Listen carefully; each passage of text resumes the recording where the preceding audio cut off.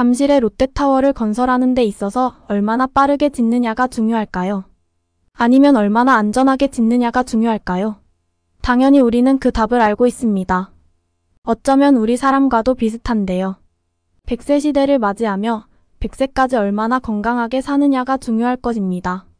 건강하지 않게 장수한다는 건 오히려 괴로울 수 있습니다. 롯데타워는 100년을 넘게 서 있을 건축물입니다. 이 건물을 지으면서 얼마나 많은 검토와 정밀 검사가 있었을까요? 마찬가지로 건강을 위해 노력하시는 분들이 많은데요. 그런 노력에도 불구하고 정기적인 건강검진이 없다면 어떻게 될까요? 오늘 사연의 주인공은 먼 길을 돌고 돌아 한국에 오게 되었고, 그녀는 한국의 의료체계를 만나 하나뿐인 목숨을 건지게 되었다며 감사를 표했는데요. 그런데 그녀의 글에는 한국에서 얻은 생명에 대한 감사함과 함께 호주 사회의 모순에 대해서 날카롭게 찔렀습니다. 사연을 접한 많은 사람들은 그녀의 매력에 빠져들었고 결국 호주에서도 선한 영향력이 행사되었습니다. 안녕하세요. 감동의 모든 것입니다. 저희는 해외 커뮤니티 레딧과 감동의 모든 것 공식 이메일로 제보받은 실제 사연을 바탕으로 재구성한 스토리를 전달해 드립니다. 구독과 좋아요, 알림 설정은 영상 제작에 큰 힘이 됩니다. 영상 수익은 독거노인 및 불우이웃에게 전액 기부되니 끝까지 시청 부탁드립니다. 그럼 본격적인 이야기 시작하겠습니다. 안녕하세요.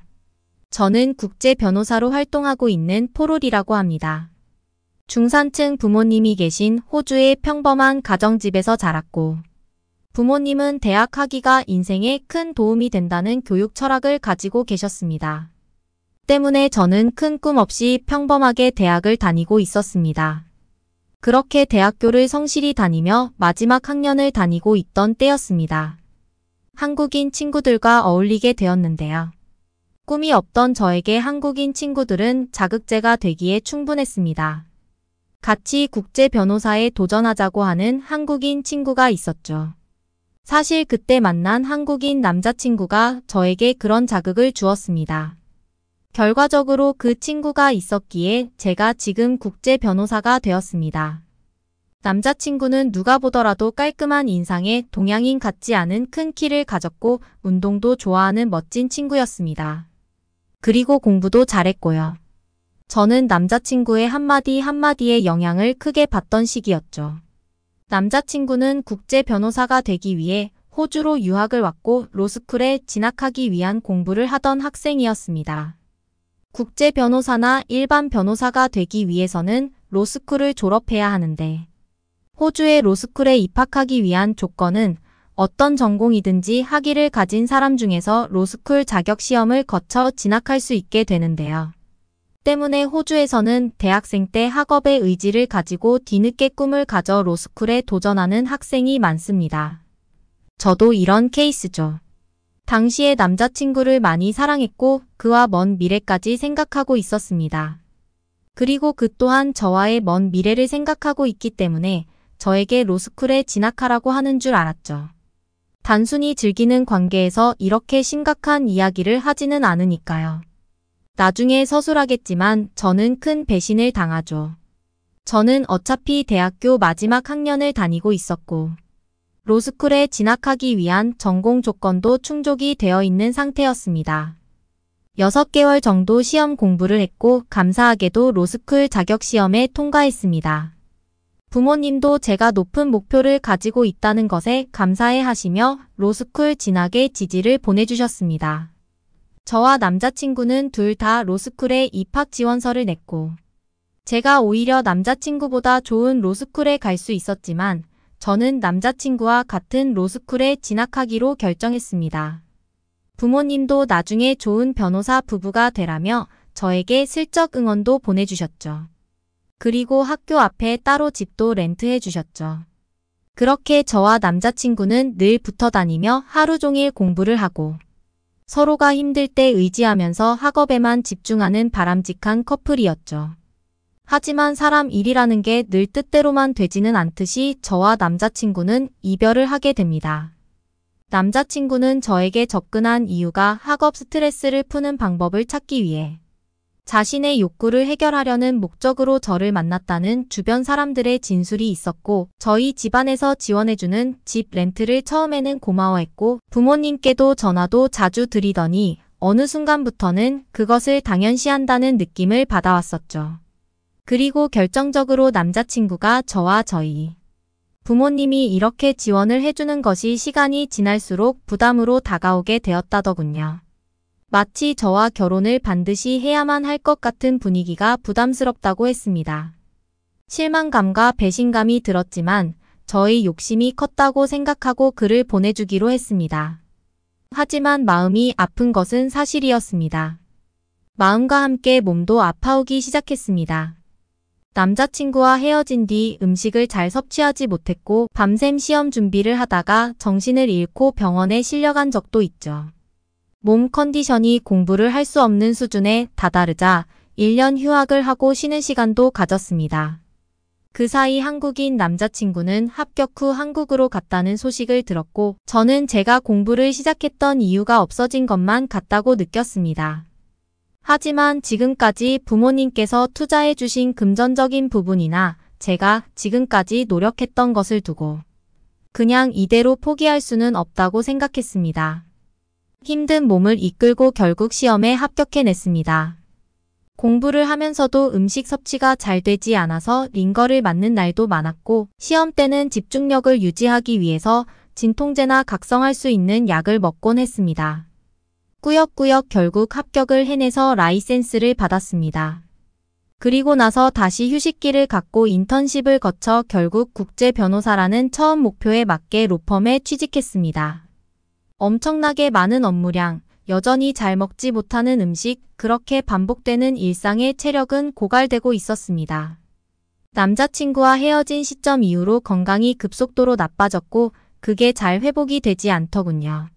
그 사람 때문에 이렇게 나빠진 것은 아니고 공부하느라 체력을 많이 쓰고 스트레스도 많이 받는 상태에서 힘든 일까지 겹치니 이렇게 된 거라 생각이 들었습니다. 퇴사를 하고 휴식을 더 취해야 하나 고민하던 중 한국 기업과 호주 기업이 특허 문제로 소송이 제기된 건이 있었고 제가 다니는 로펌으로 의뢰가 왔습니다. 곧바로 팀을 꾸려 한국에 갈 사람을 모집하더군요. 해외에 가서 근무를 하고 오는 것이라 급여가 2배 정도 높았습니다.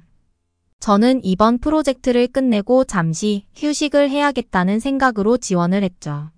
그렇게 한국으로 가서 매일 같이 서류 검토와 법률 검토를 하고 특허권 관련해서 공부도 하며 바쁘게 지냈습니다.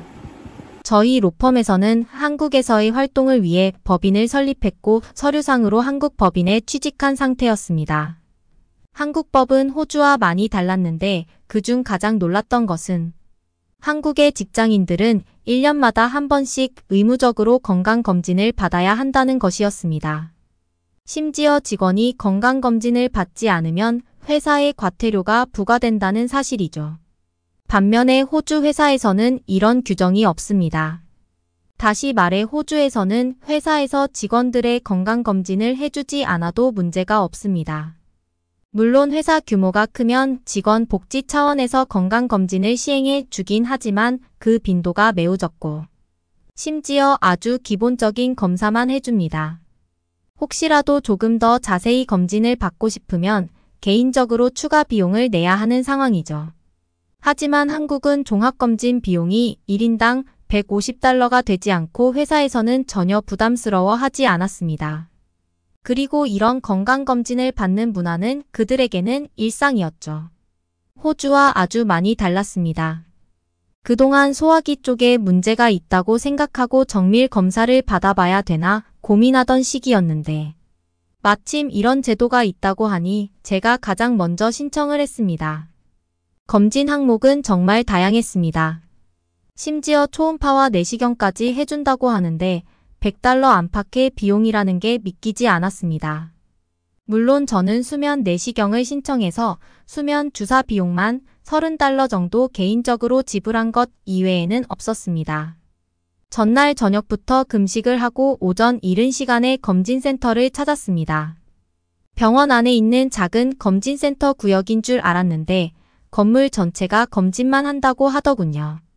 그리고 수많은 사람들이 건강검진을 받기 위해 번호표를 뽑고 접수를 기다리고 있었습니다.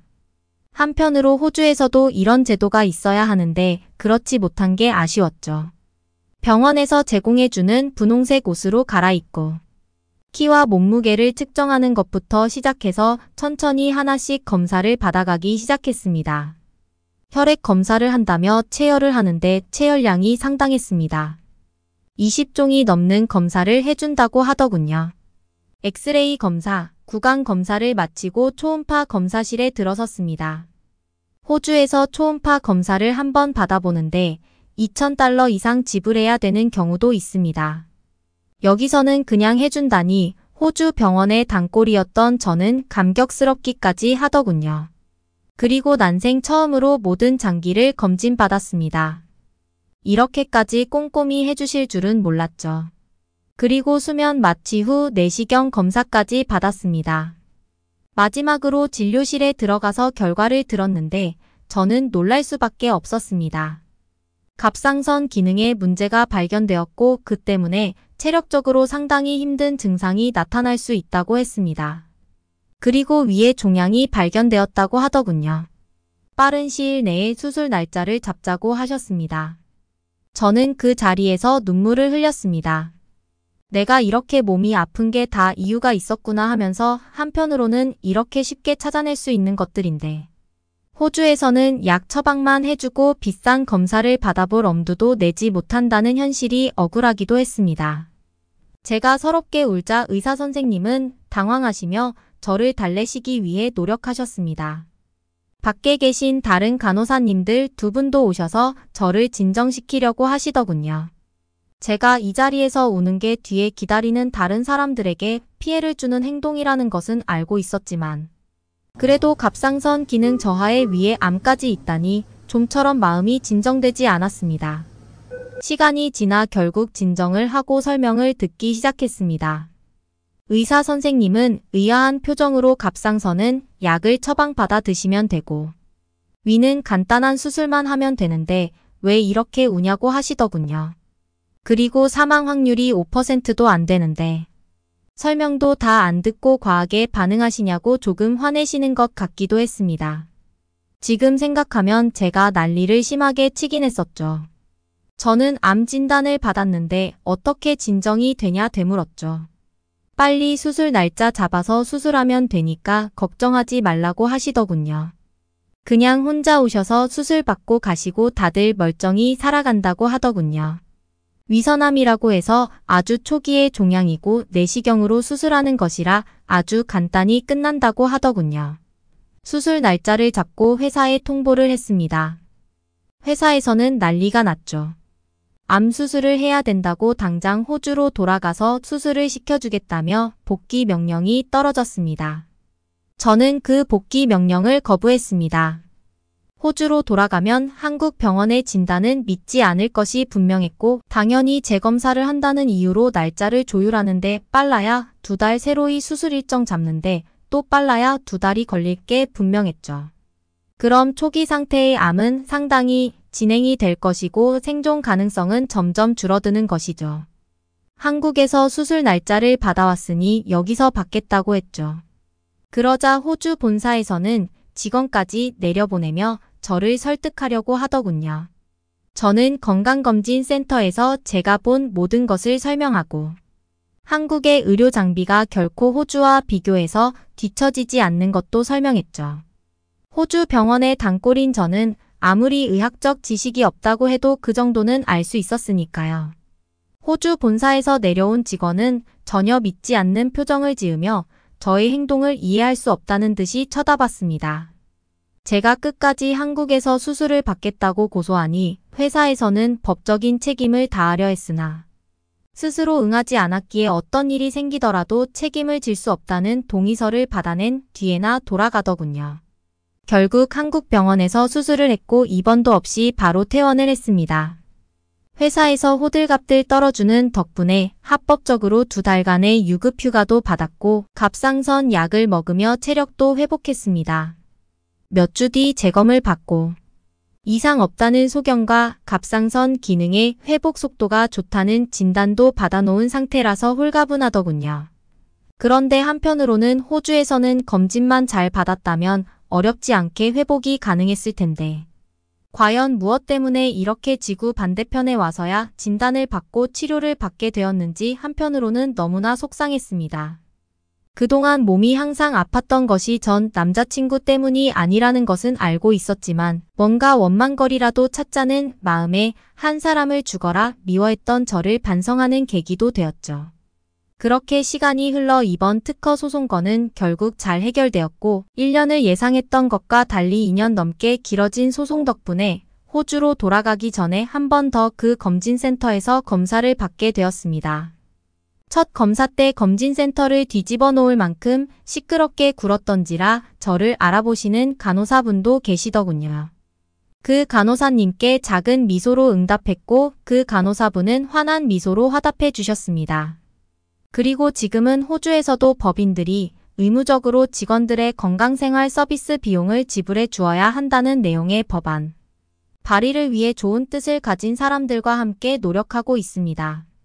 제가 호주에서 더 근무하면서 살았다면 지금쯤 이 글을 작성할 수 없었기에 작은 시스템 하나가 수많은 목숨을 살릴 수 있다는 것을 알지 못했을 것입니다. 그리고 오늘도 퇴근 후 제가 말씀드린 법안 발의를 위해 노력하고 있습니다. 저 성형수술 하려면 얼마나 들까요? 죄송하지만 성형수술이 불가합니다. 돈은 얼마든지 드린다고요. 당장 견적 내줘요. 그렇다면 원하시는 대로 해드리지요. 영국의 유명 유튜버 올리런던은 몇 년 전 성형수술을 받은 적이 있는데요. 2013년부터 BTS 지민을 닮고자 눈과 얼굴, 눈썹, 관자놀이, 리프팅 수술을 비롯해 18번의 성형수술을 받았다고 합니다. SNS에서는 그를 걱정하는 반응도 많았지만 그는 행복하다. 내 결정을 존중해줬으면 한다고 밝혔습니다. 성형수술은 외모지상주의냐 하는 비판도 있지만 외모를 통해 자신감을 가지고 인생을 업그레이드한 경우도 많은데요. 오늘은 영국의 한 회사에서 마케팅 업무를 보는 메이 씨가 한국에 방문해서 성형수술로 인생 터닝포인트를 맞이했다고 합니다. 어떤 사연인지 함께 들어보시죠. 그럼 본격적인 이야기 시작하겠습니다. 안녕하세요. 저는 영국에 살고 화장품 회사 마케팅부 팀장으로 일하는 메이입니다. 화장품 업계 쪽은 여성의 아름다움에 모든 것이 집중되어 있다 보니 꼭 모델이 아니더라도 제품을 판매하는 마케터나 영상을 담당하는 PD들도 어느 정도 외모가 받쳐줘야 하는 분야입니다. 제가 담당하는 화장품은 피부를 좋게 하는 기초 단계의 화장품이 아니라 얼굴을 더욱 아름답게 표현하는 색조 화장품을 연구하고 마케팅합니다. 눈이 뚜렷해지는 아이라인이나 마스카라, 입술을 강조하는 립스틱, 얼굴 전체 음향을 담당하는 섀도우 등 제품 라인을 출시합니다. 이곳의 색조 라인을 담당하는 마케터는 저를 포함하여 4명입니다. 치열한 경쟁 속에 각 팀에서 구성하고 출시하는 색조 화장품 라인을 개발해서 회사 내부에서 경합하고 최종 결정된 제품이 시중에 광고되고 판매되는 구조입니다. 상품 평가 때 얼마나 더 얼굴이 예쁘게 표현되는지를 평가받으려면 테스트할 모델도 인물이 좋아야 합니다. 정식 테스트가 아니다 보니 테스트 모델은 거의 팀원들이 합니다. 너무 얼굴이 크거나 못생긴 사람은 색조 화장으로 예뻐질 수 있지만 원래 예쁜 사람이 색조 화장을 하면 훨씬 이뻐지거든요. 그래서 우리 마케터들도 미모에 힘을 쓸 수밖에 없습니다. 우리 3명의 마케터는 엎치락 뒤치락하며 선의의 경쟁을 이어왔어요. 하지만 그 순위는 완전히 뒤집어졌죠. 어느 날 제 경쟁자 아내가 여름 휴가로 한국을 다녀오고 나서의 일입니다. 안나는 저보다 7살이나 많은 아이 셋 엄마였어요. 육아와 일을 병행하다 보니 얼굴이 생기가 없고 보통의 백인들이 그렇듯이 피부에 탄력도 없었죠. 안나는 화장을 열심히 하고 다녔지만 처진 피부와 흐릿한 눈매, 푹 꺼진 이마, 얇은 입술 등은 그녀를 더욱 맥없이 보이게 했습니다. 사실 안나는 실력이 정말 좋지만 제가 안내를 이길 땐 저를 포함한 우리 팀원의 화장발이 더 좋았을 때였습니다. 그런 그녀가 한국을 다녀와서는 뭔가 달라졌습니다. 그녀는 자신감이 철철 넘쳤습니다. 얼굴에 생기도 돌았고요. 저는 안나에게 무슨 일이 일어난지 궁금했어요. 여행이 힐링이라지만 한국처럼 먼 곳을 다녀오면 보통은 시차 적응이나 문화 적응 때문에 피로에 쩔어 있어야 하거든요. 하지만 안나는 너무 생기 있었죠. 안나가 한국에서 돌아온 지 2달 정도 지났을 때 색조 화장품 제품 출시를 위한 회사 경합이 있는 날이었습니다. 저는 이번 제품은 정말 자신 있었습니다. 특히 마스카라 제품은 영국에서도 유명한 화장품 회사 로레알을 모티브로 해서 그곳 제품과 유사한 정도의 컬을 만들 수 있었거든요. 속눈썹 숱이 많고 길면 눈이 10배는 예뻐집니다. 사람의 첫인상도 얼굴 윤곽과 눈에서 결정나기 때문에 저는 눈을 강조하는 제품에 대해 공부를 많이 하거든요. 이번 마스카라는 제 야심작이었습니다. 회사 경합날 저는 제 마스카라 모델 그러니까 정식 모델은 아니고 테스트 모델이라 우리 팀 직원인데 그녀에게 마스카라 전후의 모습을 심사단 앞에서 보여줬습니다. 그녀에게 생긴 놀라운 효과를 보고 모두 흐뭇해 하더군요. 안나도 저에게 정말 대단하다며 칭찬해 주었어요. 저는 우쭐해졌습니다. 승리는 내 것이라 속으로 외쳤죠. 안나팀은 곧 다가올 겨울에도 보습과 유분을 유지할 수 있는 립글로우를 소개했습니다. 아니, 겨울에는 마스크 목도리를 하기 때문에 상대적으로 립 제품을 연구하지 않거든요. 저는 안나가 감을 잃었나 싶었죠. 하지만 똑똑한 안나는 그것을 역이용해서 눈을 돋보이게 하는 마스크를 써도 목도리를 써서 입술을 가려도 이 영양제 립글로우를 꼭 쓸 수밖에 없는 제품으로 소개했어요. 안나는 심사단 앞에서 우리 팀에서 개발한 마스카라를 바르고 나서 예뻐졌죠 라고 웃더군요. 그러더니 자기 팀에서 개발한 은은한 영양 가득 립글로우를 발랐습니다. 화장이 눈과 입술이 둘 다 강조되면 안 예쁘거든요. 그래서 포인트라고 해서 눈을 강조하면 입술을 좀 죽이고 입술을 강조하려면 눈을 심플하게 하는 방법을 이용해요. 안나는 그것을 이용한 겁니다. 마스카라로 눈을 예쁘게 만들어 놓고 자기 팀의 은은한 립글로우로 마무리하면서 눈을 돋보이면서 영양까지 완벽한 화장법이라며 소개했습니다. 심사단들은 신선한 충격에 박수를 쳤습니다. 저도 놀랐어요. 제 화장품도 빛나고 아내의 입술도 빛났거든요. 저는 그녀의 얇고 마른 듯한 입술이 저 립글로우로 완전 20대처럼 통통하고 부드러운 느낌이 나는 것으로 바꿨다는 생각에 입을 다물지 못했어요. 그날 경합은 회사 최초로 공동 우승이었습니다. 나의 마스카라와 그녀의 립글로우가 세트로 출시하게 되었죠. 우승이긴 한데 뭔가 반쪽짜리 우승이라 기분이 썩 좋진 않았어요. 반면 안나는 너무너무 행복한 모습으로 심사단에게 감사의 인사를 전하고 있었죠. 아이 셋 엄마로 축축 처져 있던 아내의 모습은 온데간데 없었습니다. 저는 그날 아내에게 같이 축하 파티나 하자고 제안했어요. 안나는 너무 좋다며 약간 오버를 하더라고요. 저는 그 모습도 좀 꼴보기 싫었어요. 여튼 우리 팀과 안나 팀은 저녁에 레스토랑에 가서 축포를 터뜨렸습니다. 식사 내내 오가는 축하의 소리 사이로 제게 뭔가 싹 하고 들리는 말이 있었습니다. 안나네 팀 막내 직원이 안나 보고 팀장님 정말 예뻐진 다음에 더 자신감 붙으셨어요 라고 말입니다. 안나는 호탕하게 웃으며 그래. 맞아, 나도 살면서 이렇게 예뻤던 적이 없었어. 한국 한 번 더 다녀올까 봐라고 하는 거 있죠. 알고 보니 안나는 한국으로 여행 간 것이 아니고 한국으로 성형을 하러 간 것이었습니다. 안나의 짝짝이 눈매가 고쳐졌고 한국 간 김에 이런저런 시술을 받았다는 것이었습니다. 그리고 2주 정도 시간이 지나 한국에 오는 동안 붓기가 가라앉으면서 지금까지 서서히 제자리를 잡았다는 거죠. 저는 왠지 모를 배신감이 느껴졌어요. 사실 한국 다녀온 다음부터 안나가 저보다 더 예쁜 느낌이 들긴 들었거든요. 사실 저도 성형수술이 관심이 없는 건 아니었어요. 저야 배우가 아니다 보니 외모를 지나치게 관리할 필요는 없지만 기본적으로 여성들에게는 아름다워지고 싶다는 욕구가 있거든요. 게다가 주변에 보이는 사람들이 다들 화려한 외모를 가진 직종이다 보니 자연스럽게 사람의 외모를 보는 눈이 높아질 수밖에 없었어요. 안나는 식사하는 동안 대놓고 성형에 관한 이야기를 했습니다. 시술 받고 나서 그동안의 콤플렉스가 해결됐다며 이전보다 자연스러워지고 활동적인 경향을 갖게 되었다면서요. 당장 제가 곁에서 보기에도 외모가 개선되었을 뿐만 아니라 자기 일에 대한 열정과 노력이 더해지는 느낌이라 점차 나도 성형 수술을 받아볼까 고민하게 되었죠. 안나는 한국의 시술은 모두 똑같이 찍어내는 획일화와는 다르다고 했어요. 각자의 얼굴에 맞게 장점을 더 극대화하고 단점을 가리는 방식이라 과장되지도 않고 원래의 얼굴도 잘 살린다는 거죠. 저는 바로 휴가를 냈습니다. 그리고 한국으로 갔죠. 물론 모든 것을 회사에 알리고 안나의 조언을 받아 성형외과에 미리 예약을 한 거죠. 한국에 도착하자마자 저는 예약한 성형외과로 갔습니다. 저는 눈, 코, 입을 다 하고 싶었어요. 그런데 제 예상과 달리 저는 수술을 할 필요가 없지 않냐는 제안을 받았습니다.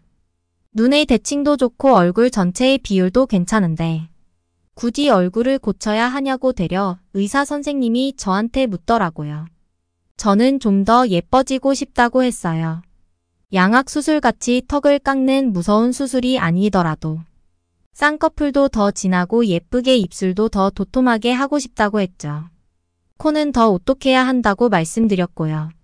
하지만 의사 선생님은 저에게 다시 생각해 보라고 하셨어요. 콤플렉스가 있어서 사회생활에 지장이 있는 것도 아니고 화장하면 충분히 돋보일 수 있는데 굳이 돈과 시간을 들여가며 자연스러운 얼굴을 바꿀 이유는 없다고 하셨어요. 제가 원하는 더 또렷하게 만드는 것들은 필러나 보톡스만으로도 충분하니 그 시술만 편안하게 받고 가는 것이 어떠냐고 하셨죠. 저는 당연히 얼굴을 뜯어 고쳐야 한다고 생각했는데 아내의 말대로 본인의 장점을 살린다는 한국의 성형 방식을 이해하게 되었어요. 제가 뭐가 딱 하나 이쁜 건 아니지만 그렇다고 뭐 하나 못난 것도 아니긴 하거든요. 그래서 저는 의사 선생님의 조언대로 적당한 시술과 피부 관리만 받기로 했습니다. 의사 선생님은 외과 수술이 아니어도 외과 수술만큼의 효과가 있을 것이라고 하셨어요. 시술을 진행하기 전에 의사 선생님과 다시 상담을 하고 몇 가지 진단을 진행했어요. 그건 시술 중에 안전을 위해 필러나 보톡스 관련 알레르기가 없는지를 확인하는 과정이었어요. 또 그냥 주름이 생기는 부위에 약물을 넣는 것으로 끝나는 것이 아니라 제 얼굴 형태에 맞는 라인 디자인을 제공한다고 하더라고요. 사실 얼굴에 줄을 좀 긋긴 하셔서 뭔가 웃기긴 했어요. 저의 경우 턱이 약간 발달해 있는 얼굴형이라 어금니 부위의 근육에 보톡스를 주입해 근육을 수축시키기로 했어요. 그러면 얼굴형이보다 갸름해지는 효과를 기대할 수 있다고 하더군요. 그리고 30대 중반에 들어서면서 생기는 코 옆 팔자주름 쪽에 보톡스를 넣기로 했고 코 등 부위에는 필러를 주입해 콧방울의 면적을 줄이고 콧대를 강조하는 방향으로 시술을 진행했어요. 시술이라 하기에도 못할 정도로 순식간에 모든 과정이 끝났는데 얼굴 몇 군데의 주사를 몇 방 맞은 정도였죠. 시술이 끝나고 나서는 사후 관리를 위한 몇 가지 주의점을 알려줬는데 과한 운동을 하거나 사우나 등을 방문하지 말라는 정도였어요. 약 30분 만에 진단에서 시술까지 모든 과정이 끝났기 때문에 약간은 얼떨떨할 정도였죠. 일주일 후 의사 선생님은 다시 와보라고 하셨어요. 병원을 나서니 로비에는 많은 여성 손님들이 있었어요. 이렇게 간편한 시술이니 직장인도 퇴근 후 올 수 있겠구나 싶었죠. 아무리 시술이라도 몸이 힘들까 봐 저는 바로 귀가해서 숙소에서 쉬었습니다. 뭔가 뻐근함이 있는 상태이긴 했지만 일상생활에 정말 지장이 없을 정도의 자극이었어요.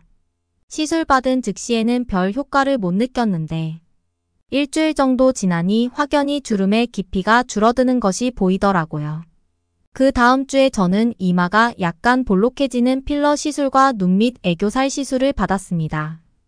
넓적 평평한 이마여서 앞머리로 가리고 다녔는데 약간 볼록해지기만 해도 입체감이 생기면서 얼굴이 작아지는 효과까지 생겼어요.